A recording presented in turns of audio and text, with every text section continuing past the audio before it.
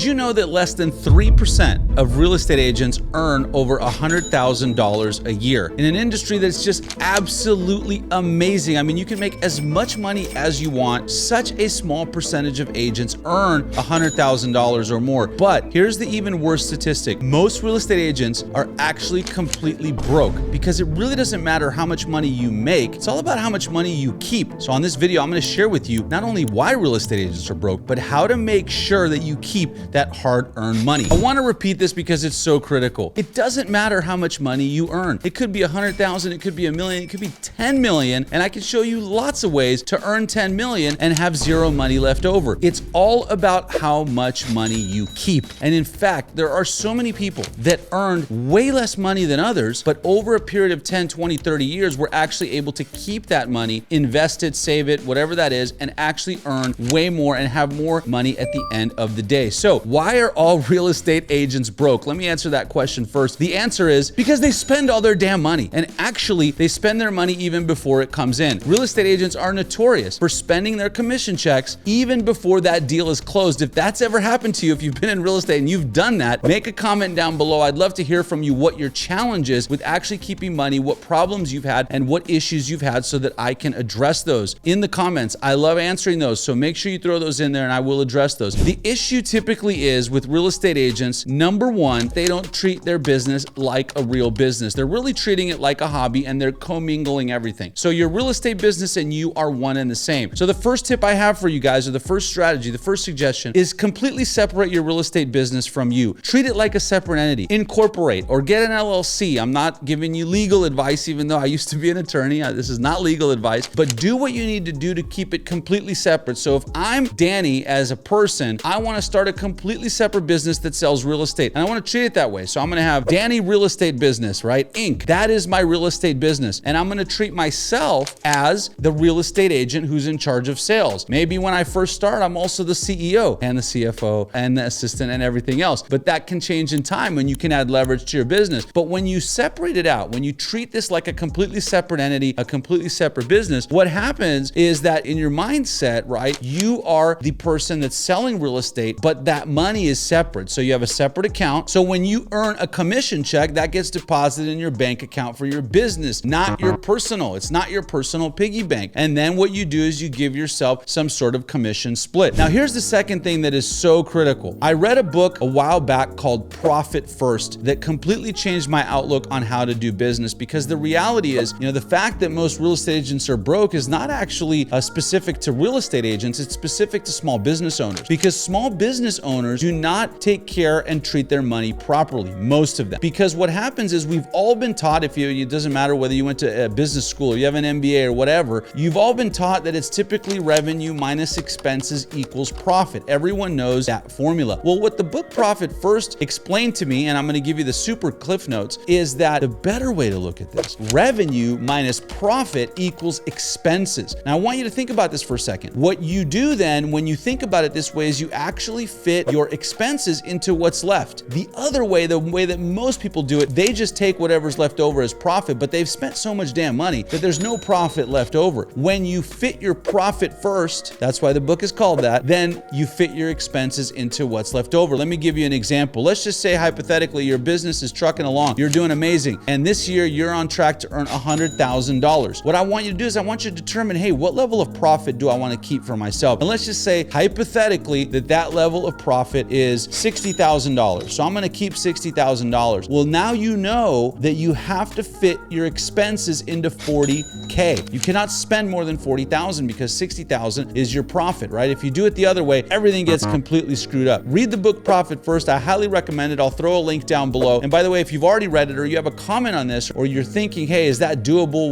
How do I do it? You have some questions, throw those in the comments. I'll answer them personally, and I really love engaging with you there. And also, guys, if you're getting value, this is a newer YouTube channel, but hopefully when someone's watching this video in about a year or 2 years, we're gonna have hundreds of thousands of subscribers and it won't be a new channel. But for now it is. And so I would really appreciate if you're getting value, if you could do me a favor, hit the like button, throw a subscribe down there so that YouTube shows this to more people. That would be awesome and I'd really appreciate it. Anyhow, Profit First is really a great way to treat your business, because what happens when you do that is you actually set your profit level. You determine your profit level and you actually earn a profit profit from your business. Because guys, let's talk about something real quick. Isn't the goal of your business to earn a profit? You know, if you've had a quote unquote real job before, like I did, I was an attorney before. And when I was an attorney, I got a paycheck every couple weeks, right? Regardless. And technically speaking, that was my profit, right? Because I didn't have any expenses. I didn't pay for my office space. I didn't pay for marketing. My law firm did all of that. So whatever my check was, that was my profit. But now you're a small business owner. So you have to think completely differently. And if you want to earn money, if you want to earn profit, you got to set what that is. You got to determine what that is, because that's ultimately what we're in business for. Yes, we want to have fun. We want to create freedom. We want to fund our ideal life with our business. But in order for that to happen, we got to be making some money. So you have to determine what profit level you want, and then you got to stick to that. It's so easy to get that big commission check that you've been waiting for a long time for and just spend all of it. Or like I said earlier in the video, spend all of it even before the commission check comes in. Don't do that, right? And if you do it this way, if you operate from a state of, hey, this is my business, it's a completely separate business. I have a CPA, I do bookkeeping, I run reports, I know what my numbers are, and then you set your profit first and you operate that way, ultimately you will be much, much more successful. And by the way, guys, I have a comment, because I know what some of you are thinking. Some of you are thinking, hey, I'm just getting started, or I'm not making 100,000. I'll do it later, right? I know some of you are thinking that is the absolute wrong approach. And here's why. I'm going to tell you, start now. If you start when you're small, it's so much easier to do it later. If you wait, you're already going to have bad habits. If you wait, what's going to happen is you're already going to have these ingrained things that you do. It's going to be much harder to do it down the road. So start now, read profit first, start that entity, LLC corporation. It's worth the investment. Open separate bank accounts, treat your business like a real